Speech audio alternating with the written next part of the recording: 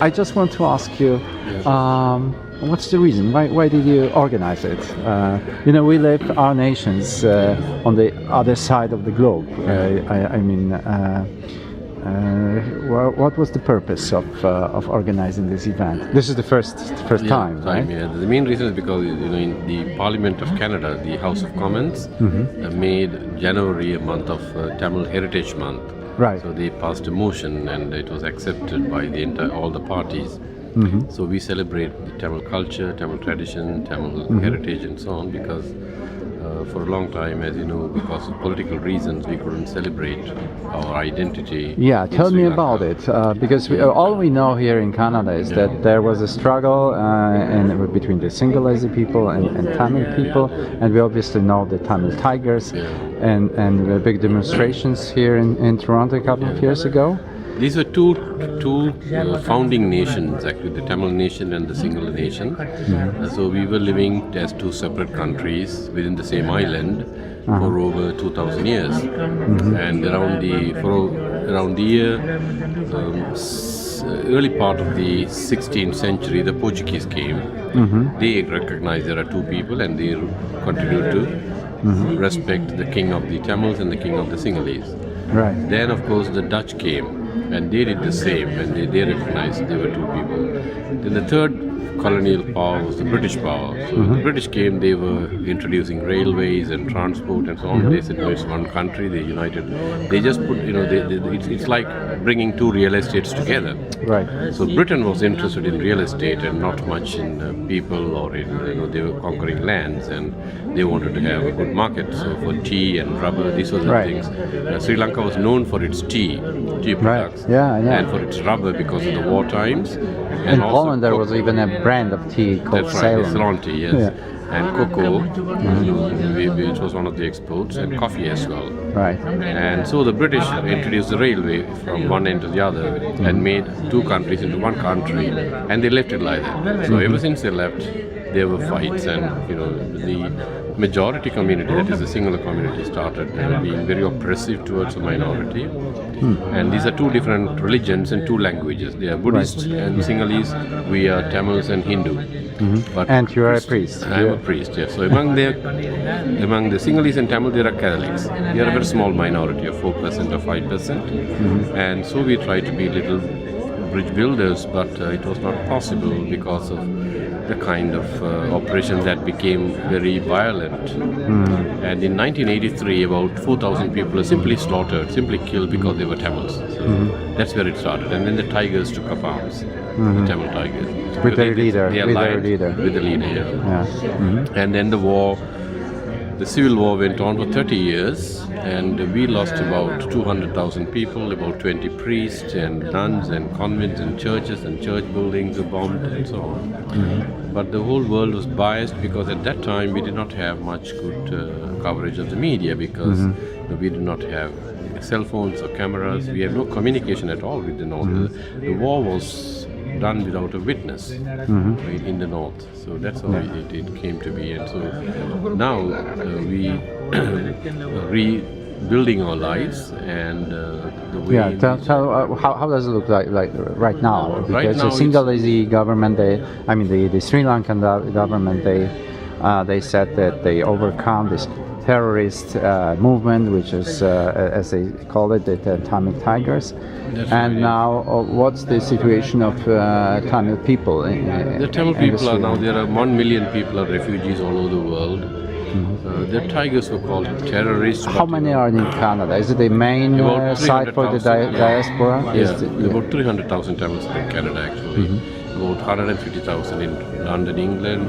The rest of Europe has about another 100,000, or Italy, France, Germany, and so on. And then India has 100,000. So Australia, the rest of the countries have much more. So roughly, I think it's more than 900,000 to 1 million Tamils are displaced. Canada has about 300,000 or 350,000 Tamils. Toronto itself has over 300,000. And the sad part of the story is our lands have been devastated, bombed and destroyed, houses are destroyed, churches are destroyed. I was myself a personal witness to that, and I've written about it. And today it's we are trying to rebuild, but we are still under the control of the majority of the Sinhalese. Terrorism became an easy label, but I know many will contest it. They were militants. Of course, they employed means which we don't agree with.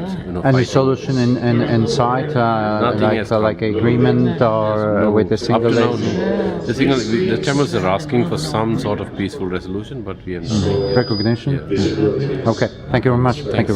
Brought my memories back. Those days, like I was actually a student, and I was the altar server when Father Chepka was at my parish in Palimale. He is one of the people who always make us remember, and I remember him as the leader in the community, as the priest, the parish priest, and he was involved. He never been in his home or like in his house. Always been out. Everything he checked out. I remember when he gives some work to the people, for the people who construct the parapet walls or the houses and things like that. And he doesn't just stay in and watch what is happening. He go there and be there. I remember once when there was a wall built and the mixture was not right, so they made some poor quality mixture to build the thing. So he saw the wall and he immediately recognized, and he went and kicked with the foot and the wall fell down. So that's how each and every single thing he does, he wants to make sure that the thing is done perfectly. And also it is my pride to say, at the village Talupadu, he actually got the grant from the government, and he was bugging them and got it done. And I was part of the project because at that time I was an altar server, I was in grades 8 or 9. And I actually went and cut the earth to fill those places to make the roads. And he even just didn't ask us to come, and also he paid us some money to do this.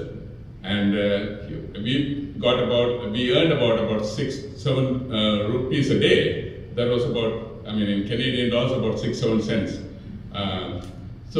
And he was very admirable. And I don't think he ever thought about Poland or he ever talked about Poland. He always talked about our people, our village people, and he always worked for the community and to improve them somehow in every day of life.